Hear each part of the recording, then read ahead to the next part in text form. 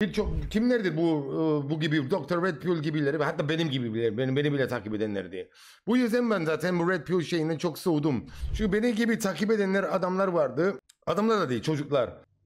Takip ederlerdi beni ve bunların çoğu zaten hiç kız arkadaşı olmadı tiplerdir. Hiç ilişkileri olmadığı, birkaç defa kızlardan reddedildiler.